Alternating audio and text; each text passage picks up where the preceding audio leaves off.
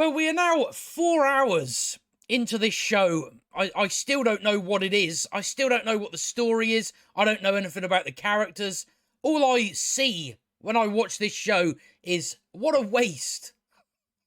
What a waste of, first of all, everybody's time. But second of all, what a waste of $1 billion. That's really all I can say. It's an absolute waste.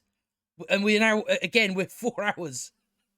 We're 4 hours into this show, and we haven't achieved a thing. We have not achieved a thing.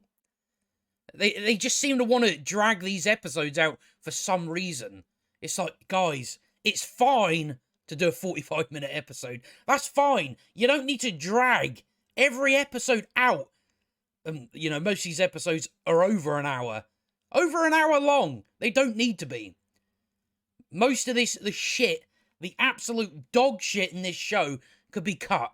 And it would actually help the show.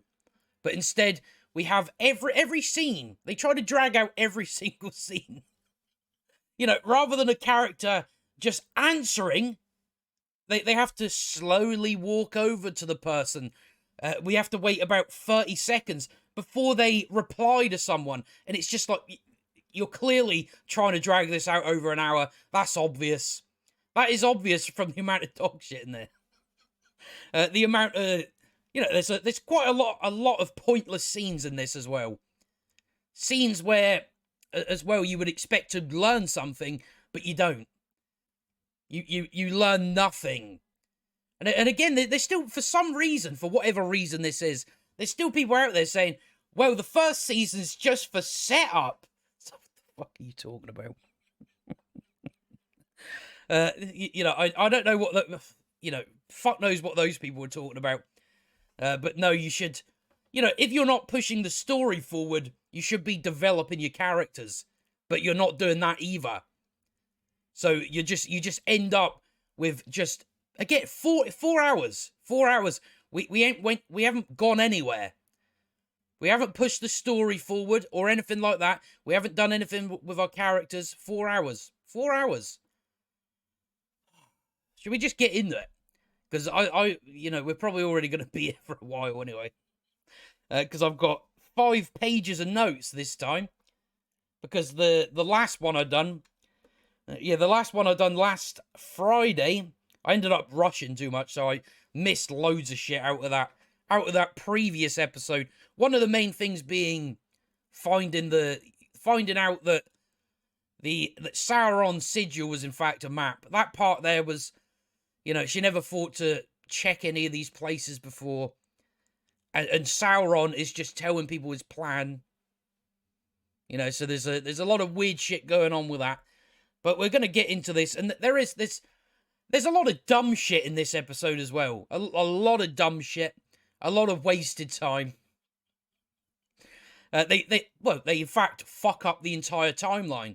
If you remember, the wizard, like the comet flying through the sky, was supposed to like tie all these stories together, so they're all happening at the same time. Except in this episode, we get a scene that completely fucks that up, completely. And it's a scene that could have just been cut as well. So yeah, they messed that up because they needed to get over an hour for some reason. For some reason, I don't know why. I really don't know why. All I can say though, House of the Dragon is doing better than you.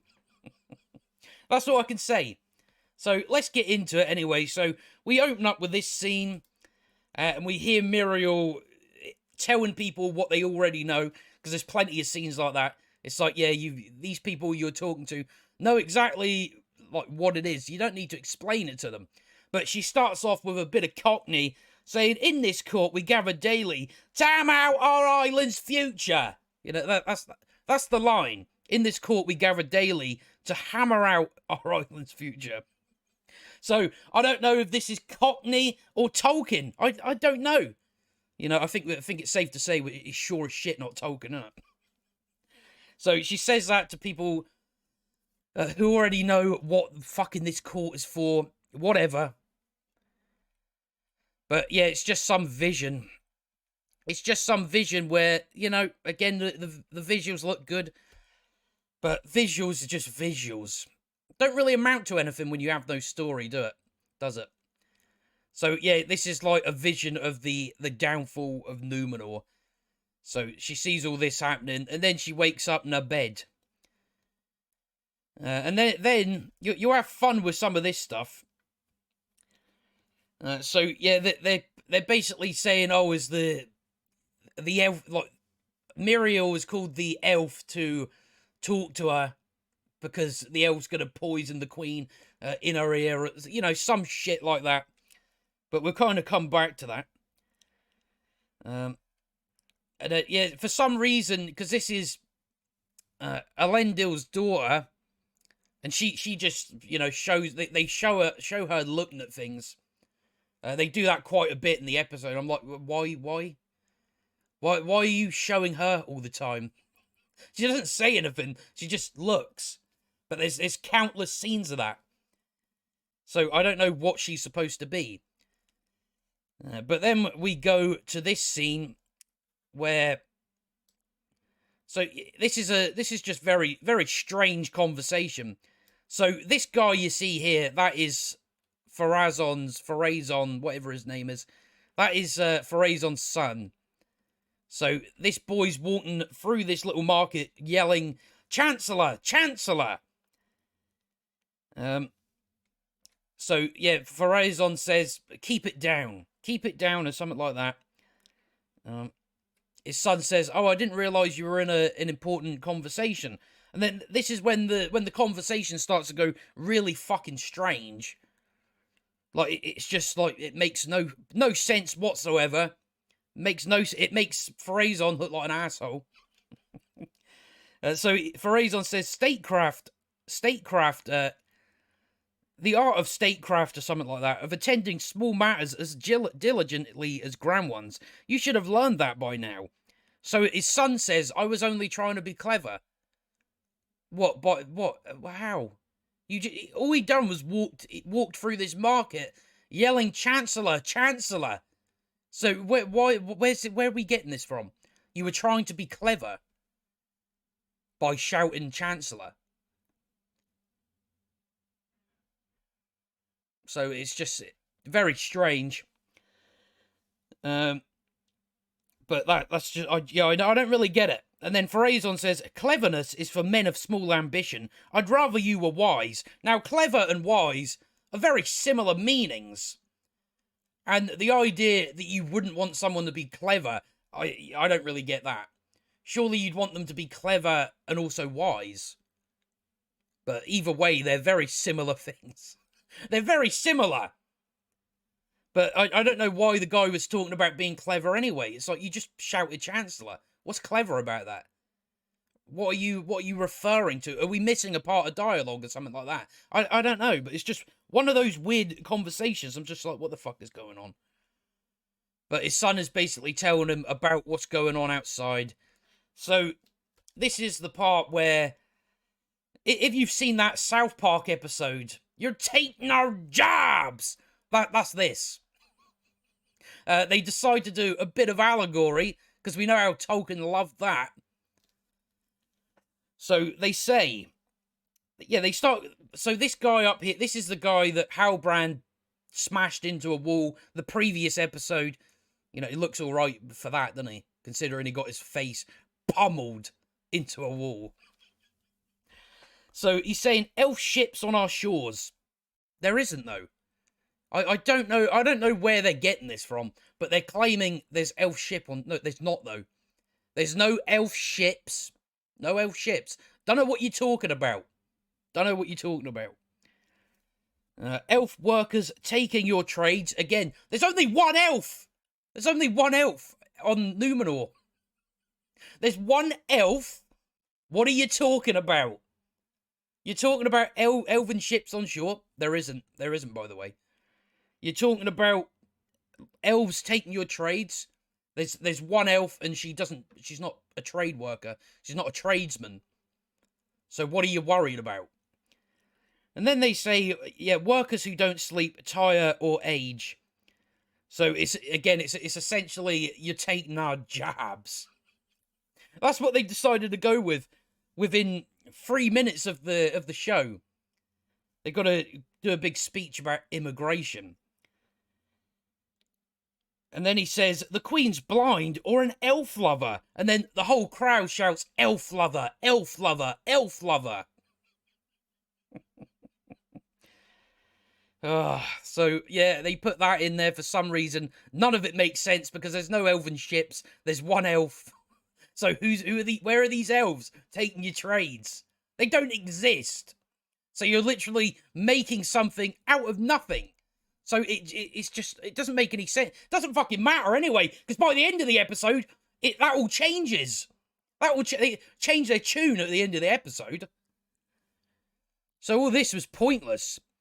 But then Pharazôn comes and he gives his big Trump speech about make Numenor great again. I'm not kidding, by the way. That's what they decide to do. So then he walks up here, he gives a big speech.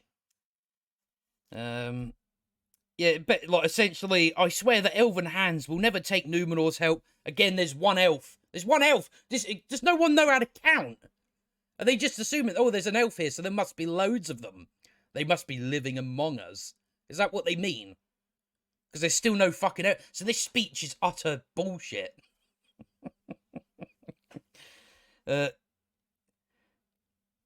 She will remain a kingdom of men.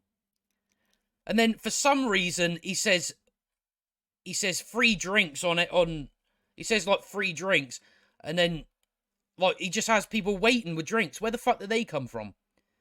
Where did they come from? He just says drinks, and instantly there's a load of women that come out with cups of wine. It's like, I don't know where they come from, but whatever. He's giving them free drinks, and then they hold out their arms like that. Remember that Austrian guy. So it looks like that, and then we get so this is a pointless scene. They're trying to create some romance between Pharazôn's son and Elendil's daughter, and I don't give a shit. I don't know why this is thrown in there. Who knows what's thrown in there? But we're just going to skip on past it. It's basically, oh, what's your name? And then some guy comes along and says, because I believe her name's Arion or something like that. A guy comes and says, Arion, plans now. Because she got into architecture school. Don't give a shit. It's not important to the story. So why throw it in there? But we're not done with those two. We get to see them later on. But now Galadriel, we're getting to the line in the trailer. I imagine we know what line we're coming to. So this conversation, basically Galadriel is trying to convince Miriel to go back to Middle-earth with them under who she believes that Halbrand is the king of the Southlands or something like that. Even though he hasn't even said that he was. She's just under the belief that, oh, you must be the king of the Southlands. So they want Miriel to back them. She says, oh, I don't know. She talks about that because the scrolls that she stole from, well, didn't steal them. Miriel says, oh, you stole these scrolls from the the little elven library that was on Numenor in the previous episode. It's like, no, she didn't steal them. Elendil, that guy standing right beside you, he gave them to her. There's no stealing involved. So Galadriel was saying stuff like, Halbrand is the lost heir in exile, king of the Southlands. With your help, they may unite behind his banner. So it essentially amounts to Miriel saying, nah, we've chosen a different path. We're not going to help you. So Miriel walks off. And then because Galadriel has no diplomacy whatsoever, even though she should have, thousands of years old, by the way, no diplomacy whatsoever, she doesn't know how to convince anyone to help her. So what does she do? She becomes an asshole, a bitch, and thinks that's somehow gonna get Miriel to do you a favour. That's not how it works, Galadriel. I don't know why you can't be diplomatic about things. You don't have it in you, do you? Don't have it in you. And yeah, so she says, I want to speak to the person with real authority, your father. Now we can turn the page. So this is, of course, setting up the... So Muriel says, and with what authority do you speak, elf? That of your people, or are you a castaway, grasping for a handhold in the tempest? And then Galadriel says, there is a tempest in me! And then she goes and takes a big fat shit in the toilet. That's what she means. She had a, strange dinner the night before, so now she's got to take a big diarrhea shit. That's what she means. That's the context of it. But no, it would have been funny if it was. It should have been, to be honest. So essentially, how this works, it's like it doesn't. None of it follows. Her saying there is a tempest in me. It's like, what the fuck's that got to do with anything? Got nothing to do with anything. But she said it for some reason. Because essentially what the Queen is saying... So Galadriel, we'll just go through what notes I wrote down. Galadriel wants men of Numenor to fight Sauron. Muriel says no, and, when she's claiming, I want to speak to the real authority and stuff, Muriel essentially says, you're grasping at straws here. And Galadriel's response to that is, I have feelings of rage. That's pretty much... This is like, what? That's not... Muriel didn't say anything for you to follow up with that. That you have feelings. Right, but it's got nothing to do with anything. But whatever. So Galadriel continues after that. So after she says, there is a tempest in me, she says, it swept me to this island for a reason, and it will not be quelled by you, Regent. Just no diplomacy whatsoever. So she gets thrown in jail. What a fucking idiot. What an idiot. But we're going to have fun with some of this later on. If you've seen the episode, you know what I'm talking about. We get a very weird, absolute dumb scene that we're probably going to spend a bit of time on. We will spend a bit of time on that. But she gets thrown in there. And now we're out at sea with Isildur. And he's looking off into the sunset again. One of his friends fucks up. Like, he fucks up and lets the thing slip. And rather than... So, so you can see that rope there. It slips. It slips, and then for some reason... Well, because we know that Isildur, he doesn't want to be a fisherman, or whatever they are, sea guard. He doesn't want to be one of those, so he takes the blame. He says, "Oh, it was my fault. I let it slip." So this captain says, "I've seen you ease that halyard proper 100 times. That was deliberate." What? You ever heard of mistakes, my friend? No, you never heard of that. I just find it funny that you go straight to, you did it deliberately. What? Why would I do that? Why would I do it deliberately?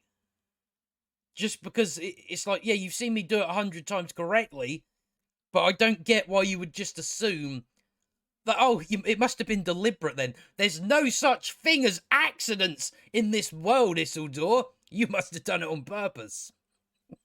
So I don't get the logic in that. I really don't get the logic. And then it's straight to, you're off the sea guard. Like that. Like one little mistake or anything like that, and you're like, you're off the sea guard. And he also involves his two other friends. But there's a reason for this. It's because they have to fuck off the Middle Earth at the end of the episode. That's why. That's why it's...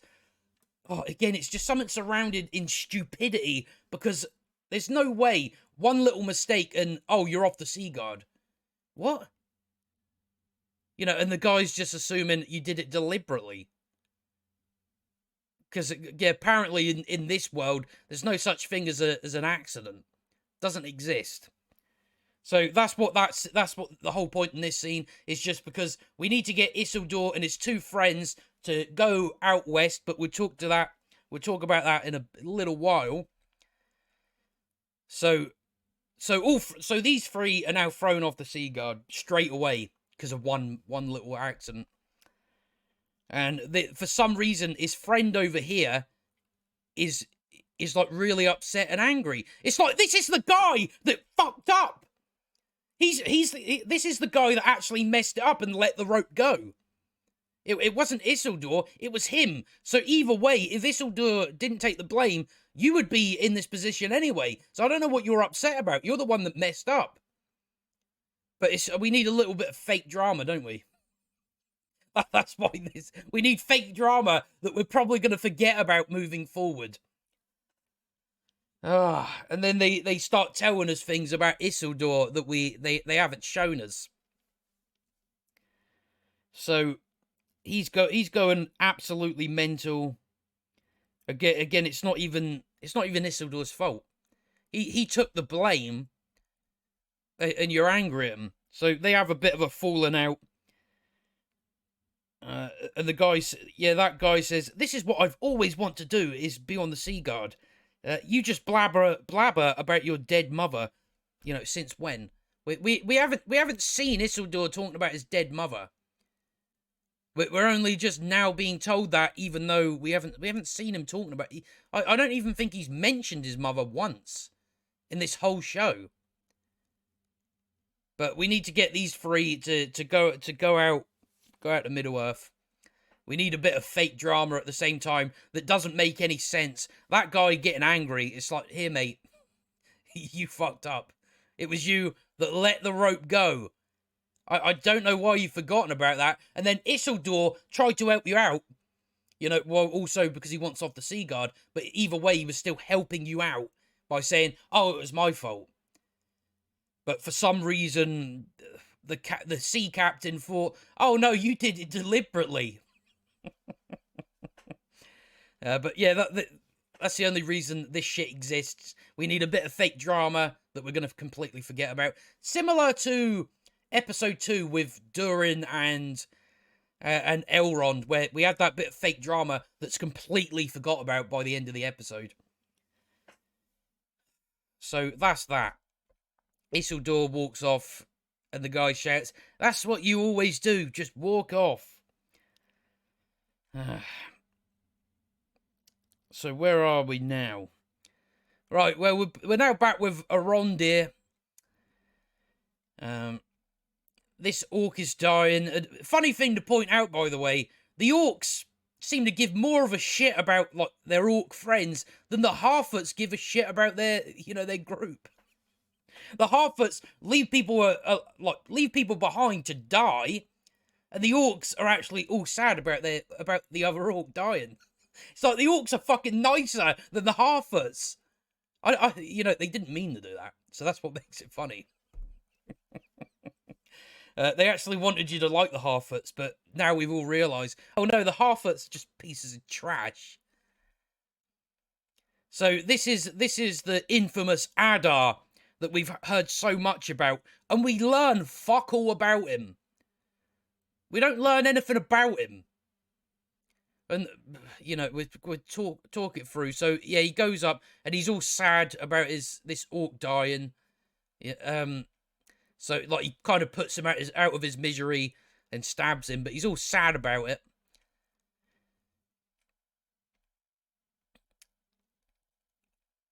And then this is when,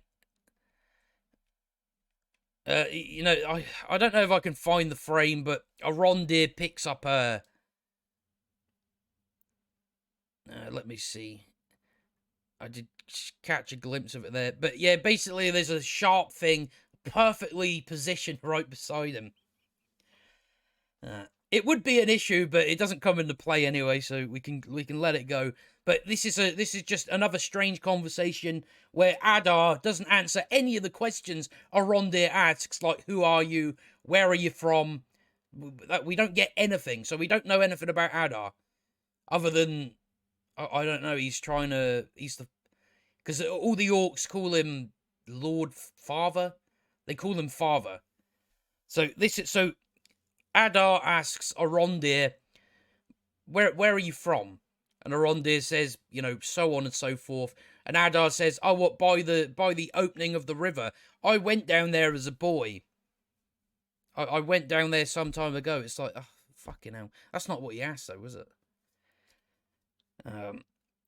Well, that's like when you have Arondir asking him questions, and then Arondir says, "Why do the orcs call you father?" And Adar says, "You have been told many lies. Some run so deep, even the rocks and roots now believe them. To untangle them all would require the creation of a new world. That's something only gods can do, and I'm no god, not yet."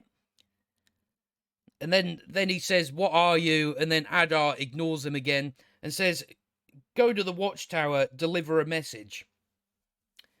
And by the way, they give him back all his gear. They give him back his sword and bow. But we'll laugh more at that later on. So that's all that is. It's like it's nothing. It's pointless. It's just Arondir, go and deliver the message to the people at the watchtower. Don't learn anything about Adar. Don't know anything about him.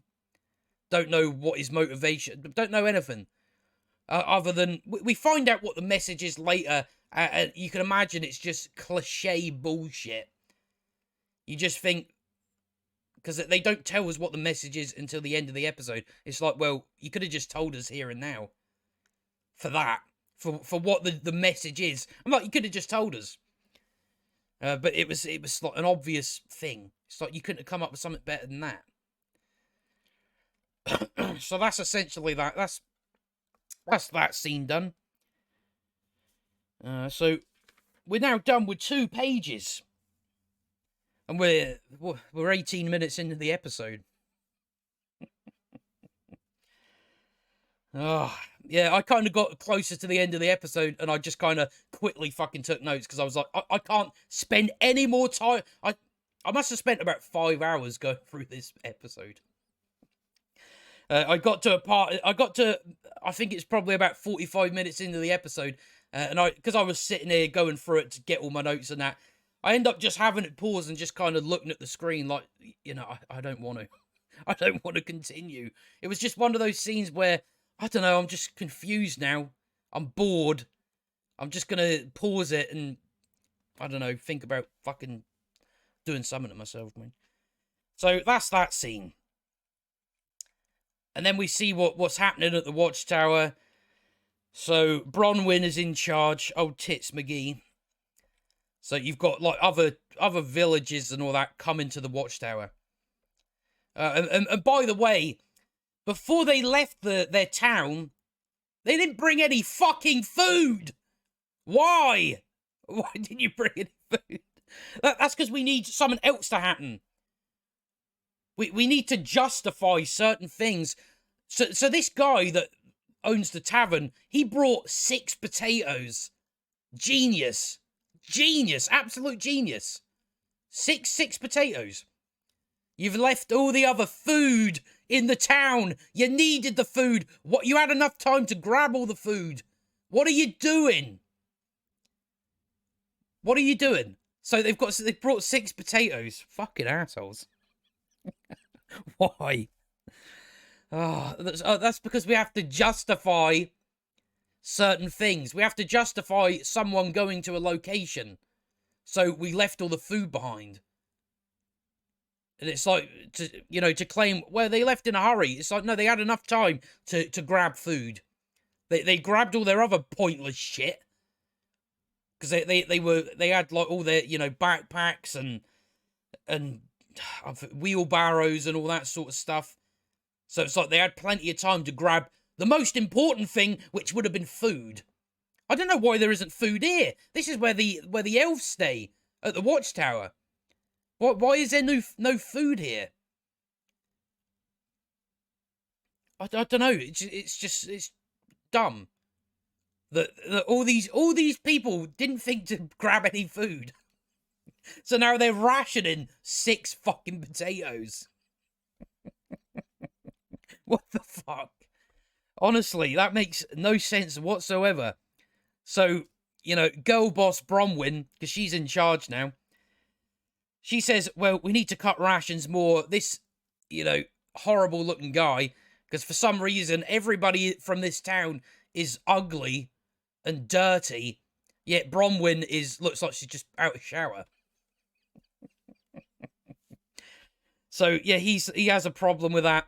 Then her son Theo comes and says, "Oh well, we could go back. We could go back to the town because if you go out and hunt some, what are we going to get? A few rabbits if you go out and hunt some, and it will. It's like, well, it's better than nothing, isn't it?" So he proposes the idea that maybe we go back to town during the day to like get some food. So that's the reason why the town didn't think to bring any food, because the writers had to justify Theo, which defies his mother, because his mother don't pay no attention. She ain't a very good mother. So it's just to justify him going back into town, so we can have not really action scene, like a very, I don't know, very strange. So he proposes that, and then he just fucks off. And then we teleport. Then we teleport back to the town. So that's the only reason why the town didn't bring any food, because the writers had to justify Theo going back into the village. So we can have some, I don't know, some frills. I don't know what you call it. So they're back in town during the day. It's sunlight outside. And then Theo says, "Oh, I'm going to go into the tavern to get some more food."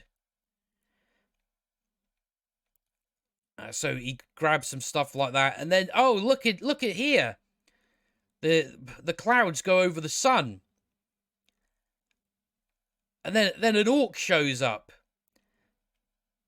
And then the sword, because Theo gets a cut knee. So I don't know if this orc was already in. I have to just assume the orc was already in here, because if he came, because the front door does make a lot of bang, like as if someone just come in. And it's like, well, that boy was out there, and you were out in the sunlight. I don't know. They're very inconsistent with orcs being out in the sunlight. And it's like, sometimes it's like, well, is it the sun, or is it just daylight? Like, even if it's cloudy, it's like there's still light there. I don't know if that affects them. Well, probably not. But I don't know. It's a very strange thing. They pick and choose when they go into the sunlight and when they don't. Some of them have like hoods and stuff like that. Some of them don't. None of it's really explained how it works. But then, so because Theo's got that hilt, the hilt with like Sauron's sigil on it, and then yeah, it stabs into his arm. It seems to be that's how it's powered. It's because like the sword does it. It's not Theo that does it, and it stabs into his forearm. It stabs in there, and then it starts powering on, and then it turns into like a sword like that. And the orc just fucking stands there watching it. It's like I don't why, because like they're looking for this. Because the orc says, "What are you doing with that?" But the orc just stands there. It's like you could have killed him by now. And then, I mean, are you trying to get cut? It's like he grabs the blade or something like that. So now everyone's going to be after Theo. He jumps down here, and the orc is up above that has a little drink. So of course after that, so it falls on Theo, and then the orc throws the bucket down, and then dumbass Theo says, "Ow!" It's like you couldn't have kept silent. So then the orc goes, "Oh, there might be someone in there." So after that, he goes over, and there's no one there. It's just water. Didn't the orc think to maybe he went under the water? Even then, it's like, why is the water not moving? It's like when someone jumps into it, like Theo did, or climbed into it, it's going to be rocking back and forth, so it's going to look like someone's in it. But yeah, the orcs are, they have to be really dumb, don't they? They can't be switched on enough where they... And then Theo just fucking, like, splashes out of it. It's like, well, he sure as shit heard that, mate. He must have heard that. But no, didn't hear that. He heard Theo go, ow, but he didn't hear a man splash up out the water. Why Theo would do that? Why you wouldn't slowly come out so you don't make a sound? I don't know. It's like you weren't under there that long. But he dives out of the water. So this is when we start to arrive at some timeline issues. So because of this shot, they've now fucked up the entire timeline of the show. Because we were led to believe in the... Was it the first episode where the wizard flies through the sky? That was supposed to tie all the stories together. Well, stories, again, I'm using the term story loosely. But they've shown this, the forge that the dwarves are building. This has now fucked that up because this looks like there's no way the dwarves done this in a day or 2 days. So now you've just messed up the entire timeline. Because there is no way that dwarves built this in a couple of days. There's no way. So they've messed that up because now we have to assume that with Elrond's part of the story, that this is now a month on, at least a few weeks. Even though you had that scene so you would tie everything together as if it's all start happening at the same time. So you messed that up with that shot. Great. It's not really... I think I think there's an elf and a dwarf out there. You can kind of see it just there. But no one else is working on it at the moment. But yeah, there's no way they built that in a couple of days. It's not happening. And for some reason, these two are still dressed in the same clothes. So what? Do you have any other clothes, or do you just wear the same ones? So this is a pointless scene as well. This is, Celebrimbor starts talking about Elrond's dad, so Elrond can bring that up with Durin later on, and then Elrond is like, "Oh, you're acting a bit strange. Is it something the matter?" And then Celebrimbor's talking about Durin. I don't know if he's avoiding me or if he's hiding something. So Elrond teleports back to. Yeah, he teleports again.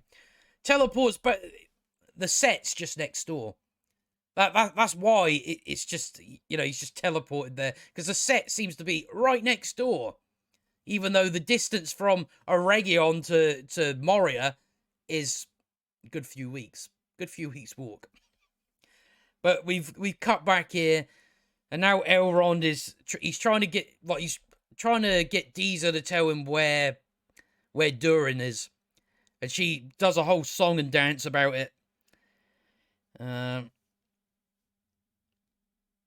She says, "Did you try asking his work teams?" Elrond says, "They keep putting me off. One would think it's suspicious." She says, "Oh, do you think Durin has himself a girlfriend?" And then, he says like a line about, a secret isn't worth concealing with deception. He points out that it doesn't really matter. That Durin's axe is on the wall still. She says, "Oh, well, this stuff that has to be pried." And then he says, "Oh, you're making his dinner," or something like that. She's talking to the children. And by the way, they sing a song that comes in very handy for Elrond later on. Comes in very handy. It's like a knock. A knock he has to do to get in a secret door. And it just so happens that the children were walking about the house singing the password. Fucking hell, unbelievable. So that's how he finds out that a bit later on.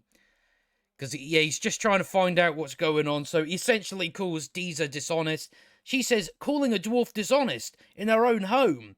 That's a recipe for strong gravy. And all I could think to myself was, what the fuck?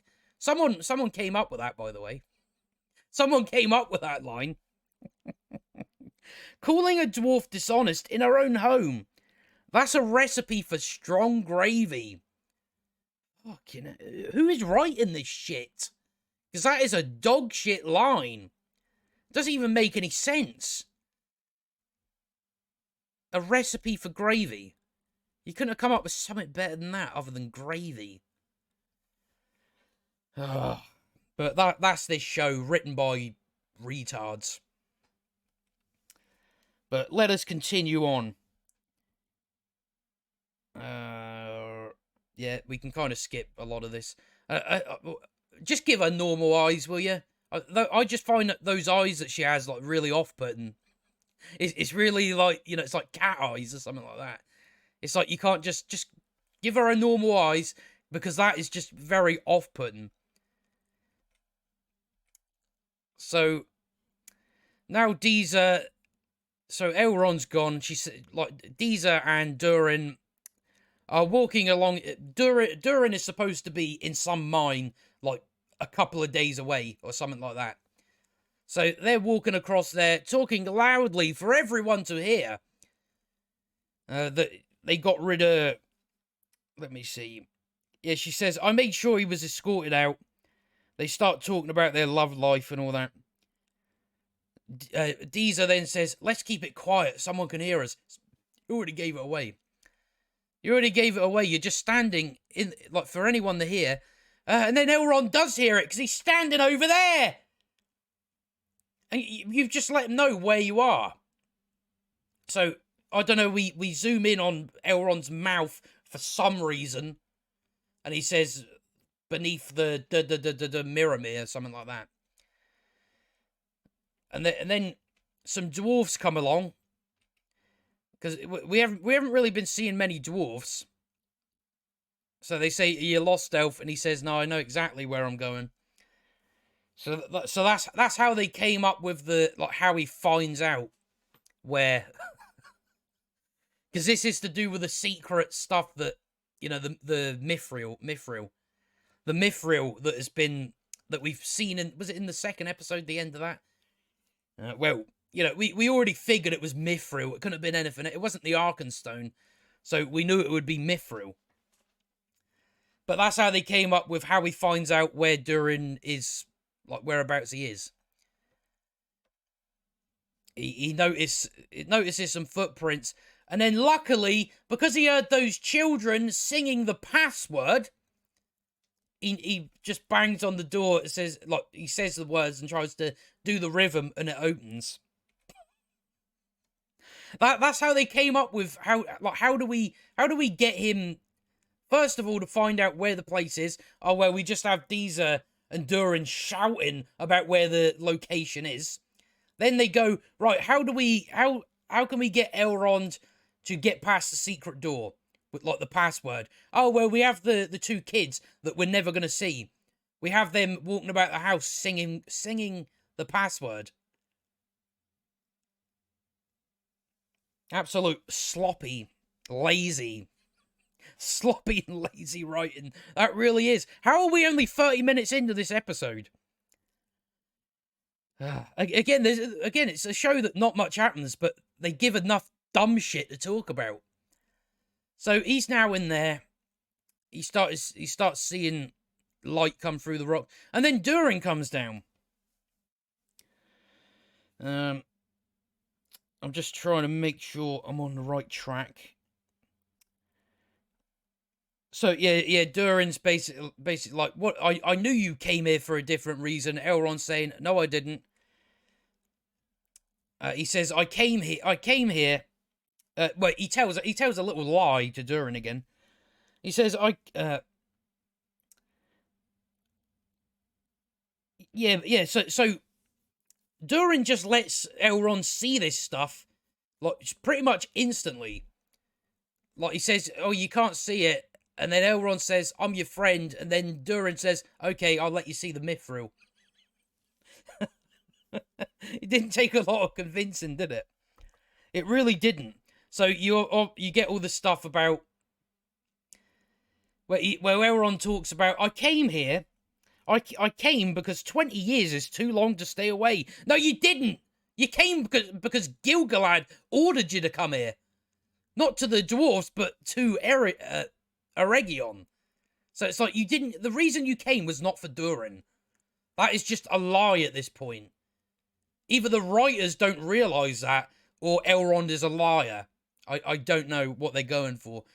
But Durin makes him swear on the mountain or something like that.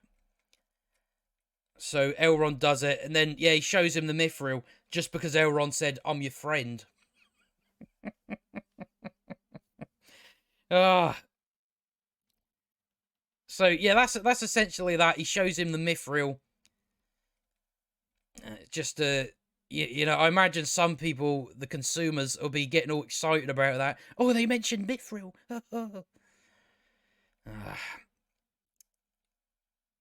So that's how it gets its name. And then, yeah, then the cave they've been mining from just so happens to collapse. So there's now 4 dwarfs trapped in there. Yeah, there's a few dwarfs trapped in there, but we'll come back to that because now we're on to more pointless bullshit with Elendil's daughter, where she accepts to go out to dinner with this guy. So absolutely pointless, a waste of my fucking time. Don't know why that was in there. Another more shit that could get cut and it would help your episode. But no, we have to throw this in there. It's not like this is leading up to anything. Just get rid of it. Just get rid of it. Just get rid of the character. I don't care.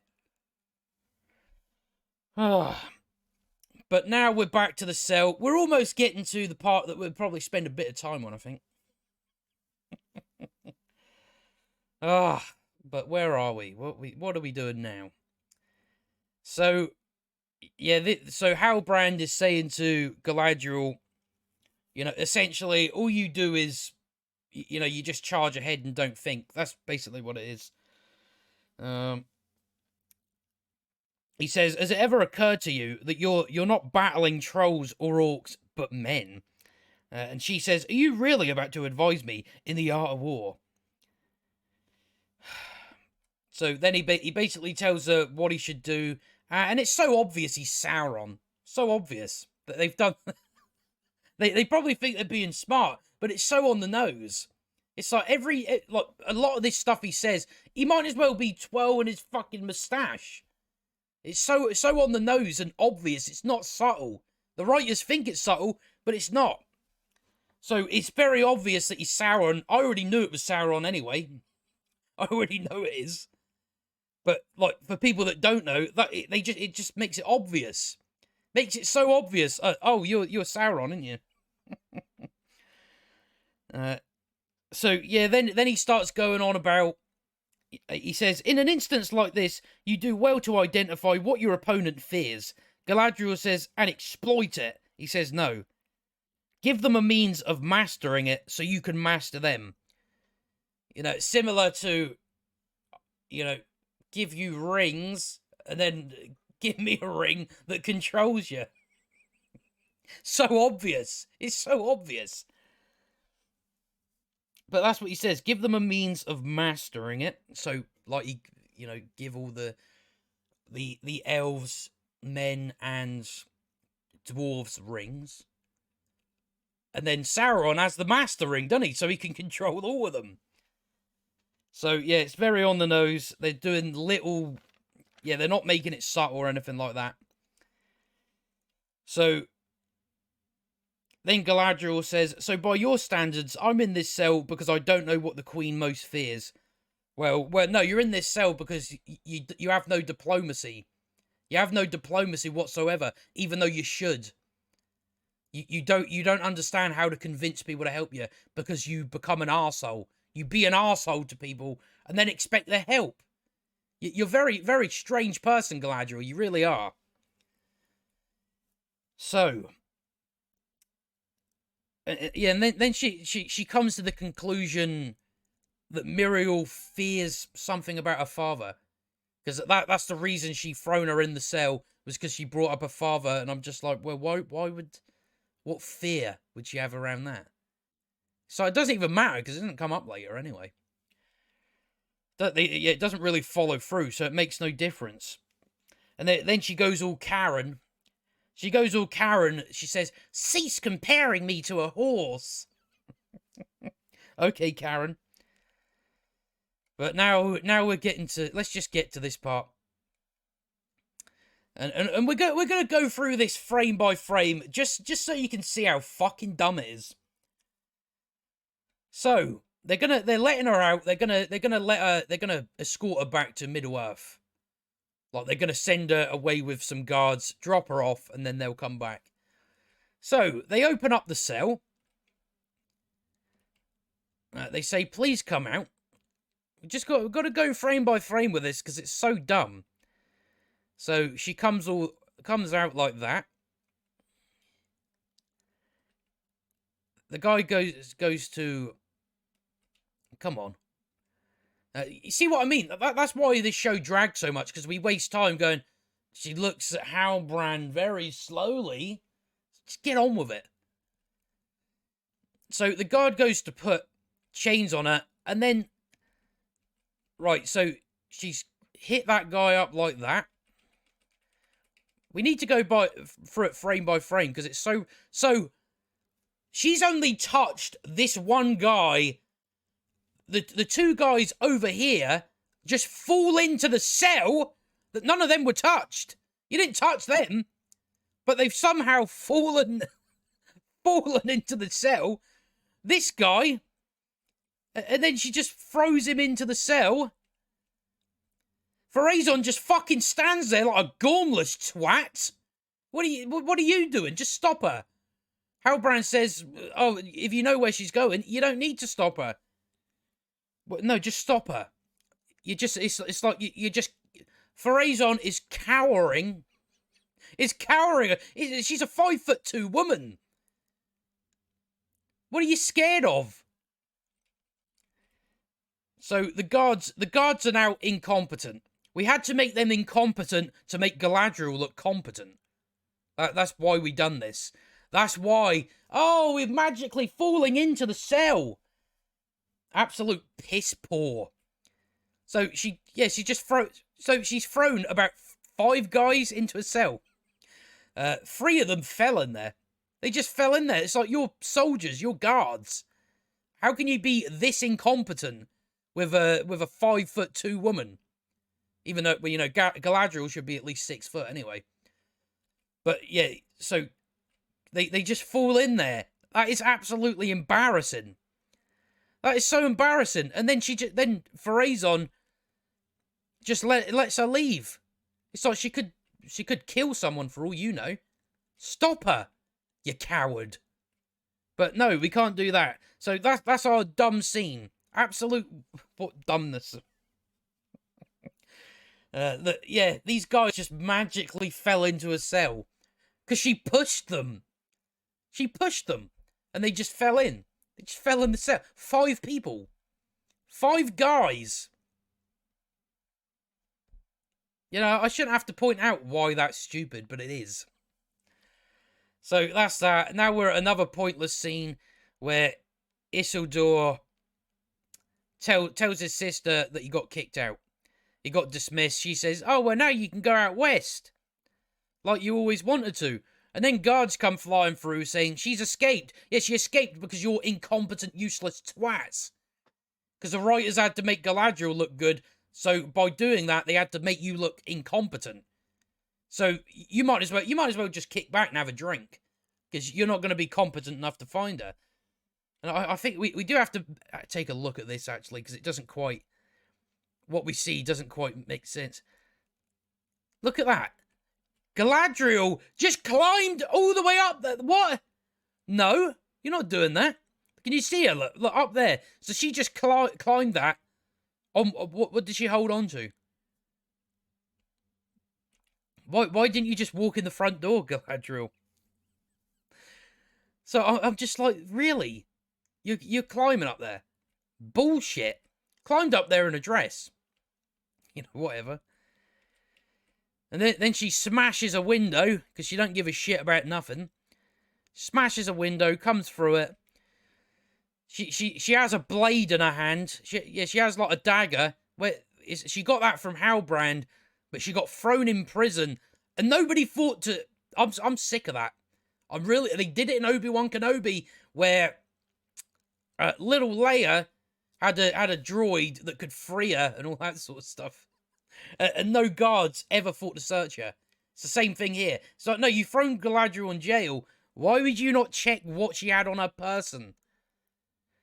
I'm so sick of that. It's like, just search people. When you imprison people, you search them. That is how it works. But no, you just put people in a jail. So she had this the whole time. Did she have this the whole time? Did she take it off I don't know. I really don't know. But then she comes on Miriel, and she's with her sick father. Yeah, this is what she's scared of. She's scared of people finding out about her father's health. Why is that your fear? I don't know. But then Galadriel finally says, "Please, tell me why you don't want elves here and shit like that." We're gonna pretty much run through most of this because we're still about 20 minutes away from the end of the episode. So this was the scene where I kind of just got stuck on because I was like so bored and so I was just like, "What are you going on about? What are you talking about?" So I just kind of got stuck on it. That's what. I probably spent about an hour just on this frame, just kind of sitting there, just like looking at it in disgust, because I was like, "It's so fucking shit." But yeah, this scene is we find out, like that Miriel's father announced plans to renew relations with the elves, and then the people rebelled. So that's basically her reasoning for not wanting to help the elves, is that she thinks the people will rebel or something like that. I'm guessing that's what it is. So yeah, and then we have this seeing stone that Galadriel touches. We'll enjoy this scene, and most of us will enjoy this scene. She gets ragdolled by a bunch of water. You know, it would have been good if that's where the episode ended, wouldn't it? So it's like we've already seen that vision. So, but this is apparently a vision of Numenor's future. The Queen says, "The vision begins with your arrival." Galadriel says, "You believe I will cause Numenor's downfall?" And then Miriel says, "Only Numenor can bring about its downfall." So, I can only guess it's, I don't know, it's something to do with gods and stuff like that. I don't know. They didn't do a good job. It's very confusing scene. You know, one person says some bullshit, another person, that's why I ended up just kind of flying by. I'm like, fuck it. The show's, I think I've already proved how shit the show is. So, most of this we can just kind of blow through. She talks about that her father's path nearly destroyed us because the people rebelled or something like that. So Miriel's still like, "I'm not going to help you. I don't want to help you." I can't remember much out of that. I don't fucking care. I do not care. It was just all over the place. Just like none of it really followed. Oh, whatever. So they realise that that boy comes back because he's a little bitch. He ran back to the place and said, "Oh, well, Theo said he'd be right behind me." It's like, no, you knew sure as shit that he wasn't behind you. So they've now found out that he's not here and he's not come back. He's at the town. So he's still sitting in this. Eventually he comes up. We will actually go through this a little bit. But he climbs up. Jumps out. I just kind of want to see where the positions of the orcs are. To see if they actually should have seen him. So they're up there. goes across. We'll be able to go through it a bit farther. That orc does smell something. It's like, why are you not investigating? Why are you just going... And then go, fuck it, I'll leave now. So he grabs that bag of corn that he put the hilt in. He put the hilt in that. Then let's just blow through it, fuck it. And then, yeah, he goes around this corner, and there's an orc there that throws him through a fence. And then says, yeah, because the reason why they want to find him is because of the hilt. They were looking for it.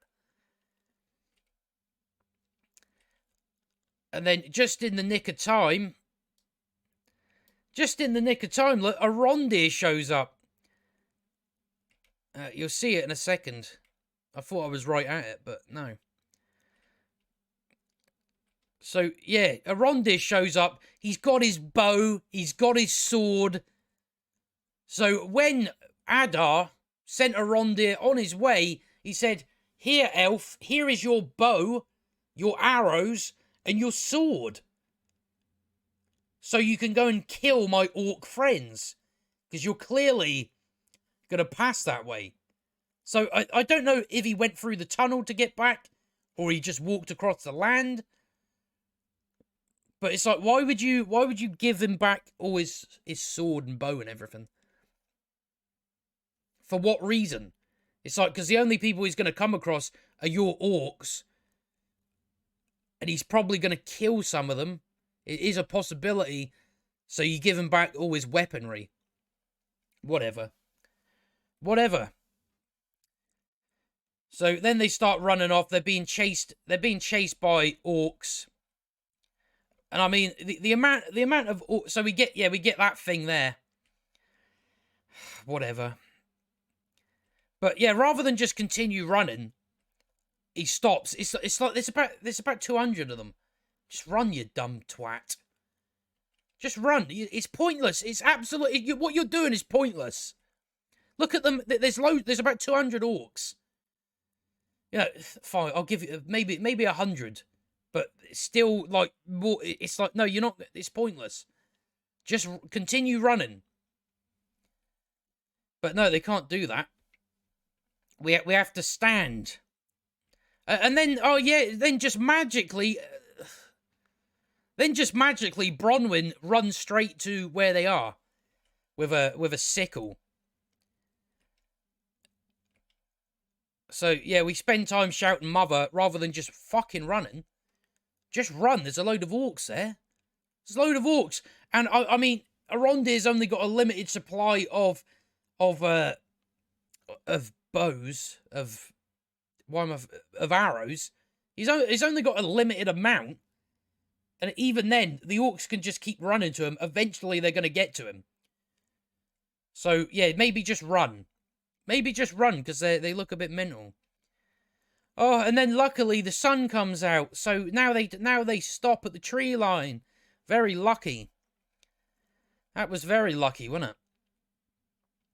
So that was that. Yeah, these are the parts where I'm just gonna blow through. So Deeza's singing to the mountain. We've seen that part in the trailer. It starts rumbling. She says, "I was singing like when Elrond asks her. She says, I was singing a song to the mountain to let the dwarfs that got stuck in the cave, to let them so they come out alive or something like that. So that's why they sang to the mountain." She says, "I'm sorry I lied to you," and all that. Then Durin comes back. He says that his father shut down the whole operation, closed off the vein, like where they were getting the mithril from. So Durin's all mad about that.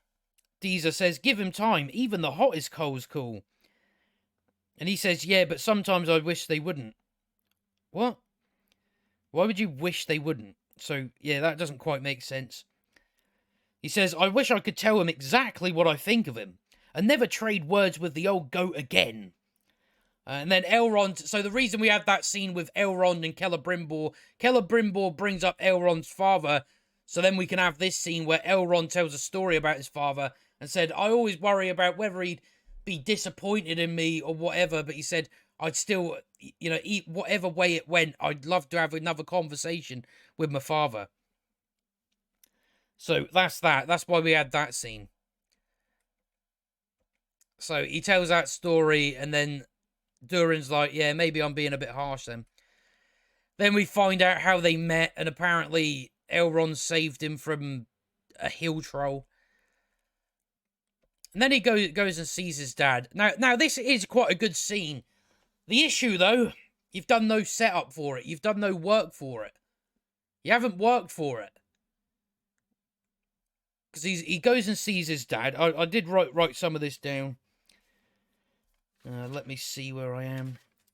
Oh, we're on the last page now, people. We're getting there. We are getting there. It's been an hour. So, yeah, so Durin comes in, he says, "Forgive me, father, I was proud, stubborn, and wrong." And then his father says, "Our people believe. When a new dwarf is crowned king, the voices of his forebears flow into him, sharing their counsel and wisdom, even their mistakes." Hold on. But you need not wait for that day to hear my voice. Forever I am with you, my son, even in anger. There is nothing to forgive. So it is something decent, but again, they haven't. There's no build up. Like you could have done something to make this more of an actual payoff, but we haven't seen enough of their relationship for it to work. So now it's just like, oh well, two guys, like this is his son. That's essentially what it amounts to, because we've had no. We haven't seen a lot of their relationship. There hasn't been any build up. So now it's just this. It's not a payoff that's earned, because we would have need to have seen what is their relationship like. Then when his father finally says, "I'm with you forever, son," you know, stuff like that, would have actually worked. But we didn't do that. We didn't do any of that.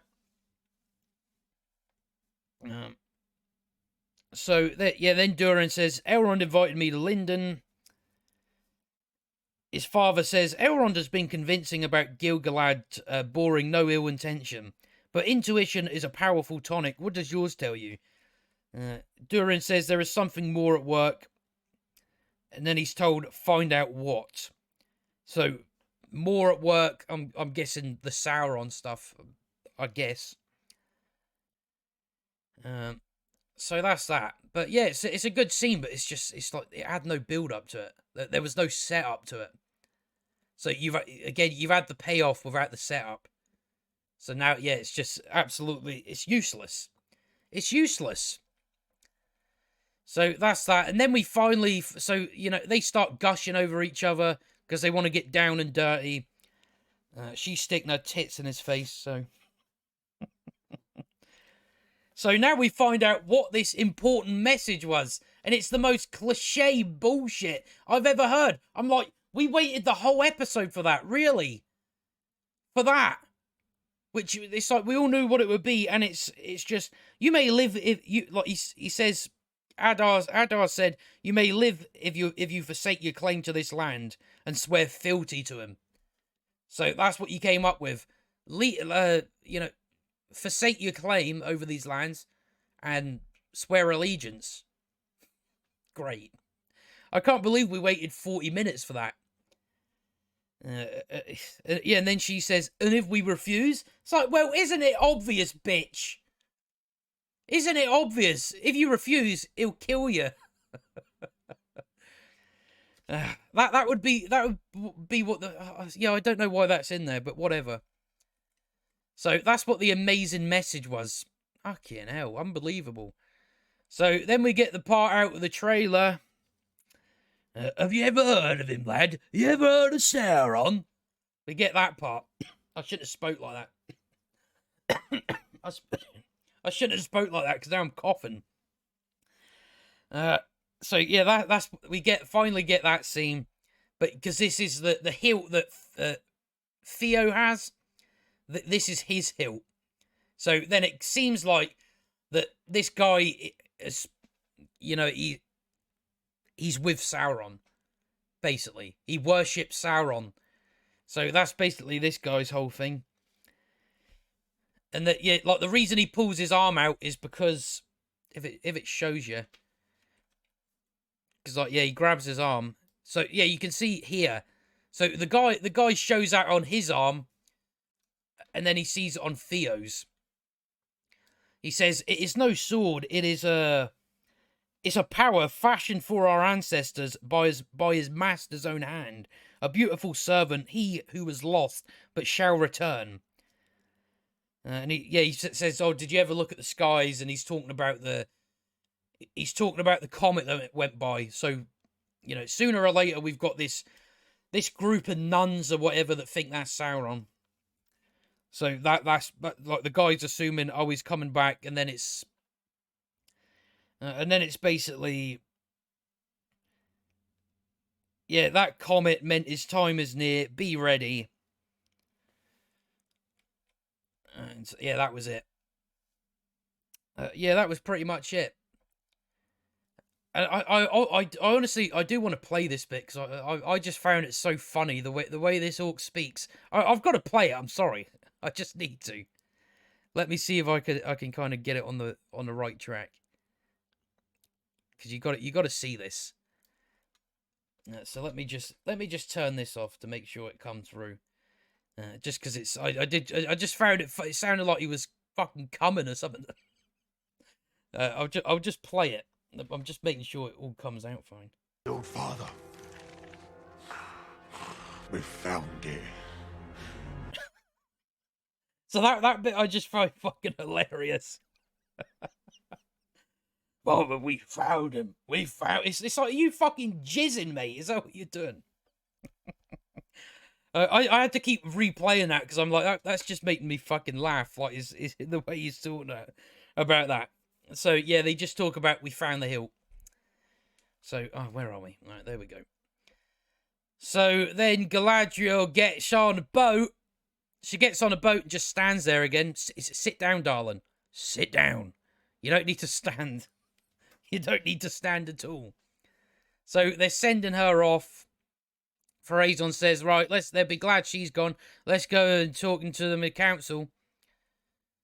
So she's setting off. And then Miriel changes her mind because some petals fell.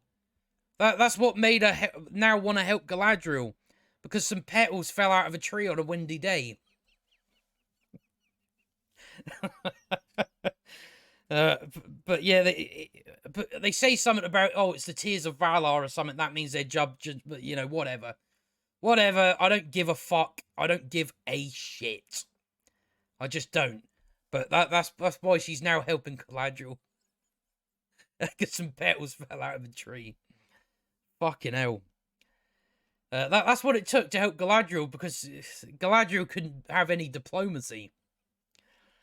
So yeah, now they're going to escort Galadriel back to Middle Earth, and it's like, I thought helping the elves or like that would cause rebellion. So you were wrong in that, because some petals fell out of a tree.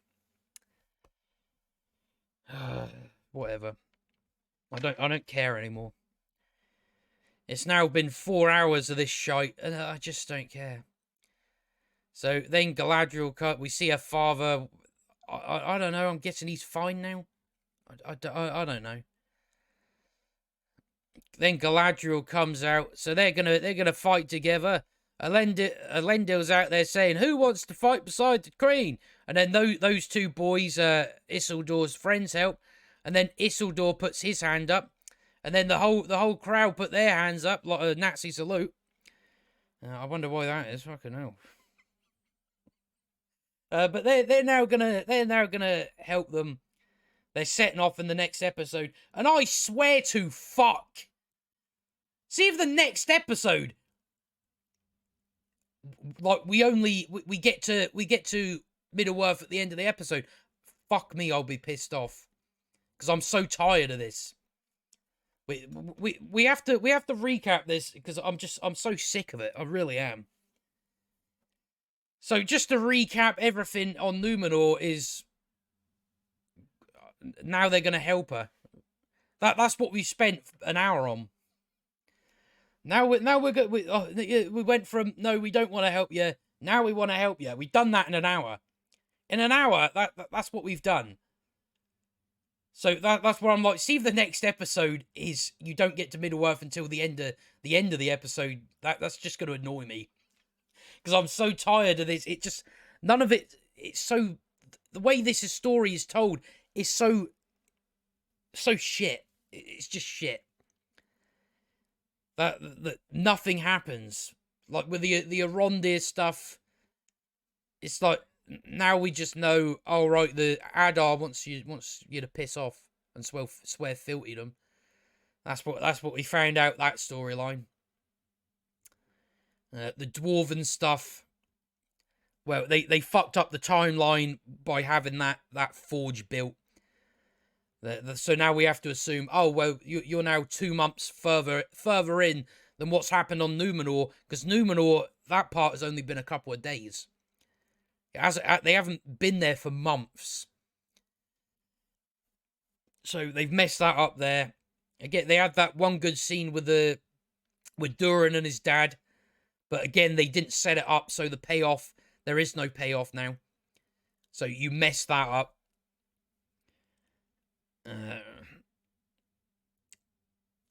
But I think that, some of the Dwarven stuff is probably the least infuriating. Other than, the fucking just absolute contrivances. That Elrond finds out where to go because he hears them talking. He overhears them from all the way over there. And then to get in the little... get through the door with a password. Oh, the children sang it. Do you know how dumb that fucking is? So, it's just, it's shit. 4 hours. 4 hours. And people were like, oh, no, it's just set up. It's just set up. No, it's not. You don't continue to set up a show that is an hour an episode. In 4 hours, you're still setting up. Fucking hell, man. 4 hours. That's honestly, that's the most unbelievable part of it. You just think 4 hours. 4 hours and we're still yet to achieve anything. We're still yet to actually start the fucking story. So I don't imagine this show is going to... We're now halfway through, just to put it in that perspective. We're now halfway through the season. And we haven't done a thing. We really haven't done a thing. We haven't even developed any characters. Some motivations, but that's about it. I think probably the most developed character is probably Durin. But a lot of that shit just gets, a lot of his stuff just gets flung out the window anyway, so it doesn't matter. The only stuff with him is... I don't even know. Now that I've brought it up, I'm like, does he? Does he really? But I'm just, it's just a complete waste of time. If it wasn't for being on YouTube, it's like just for, your everyday person. Amazon is literally wasting their time. Wasting their time because they're like 4 hours and nothing. So, you can imagine that this season isn't going to get any better. Going into season 2, do we think they're going to attempt to fix it? Because even if they do, they've still got an entire season of dog shit. So I don't know what's going to happen, but I'm just going to finish off there because it's now been, about an hour and 20 minutes. I'm glad we're done with that episode, and now I can move on. Now I can move on onto episode 5, which I'm sure we're going to do a lot of stuff with. Now, it'll be another hour of wasted shit. Another hour of wasted time. And for me, about 6 hours? 6 hours of my fucking life. Watching it, and then watching it again to go through everything, taking notes, then recording it. Fucking hell, man. That's about how long I've spent on this, but I'm not surprised at the time. I'm really not. So I'm just gonna finish. And say goodbye. At least we have House of the Dragon on Monday. That's doing pretty well. So I'm looking for at least there's one show that I'm looking forward to. So, you know, there's something good there. But the Rings of Power, as far as that goes, it's an absolute waste of time, an absolute dog shit.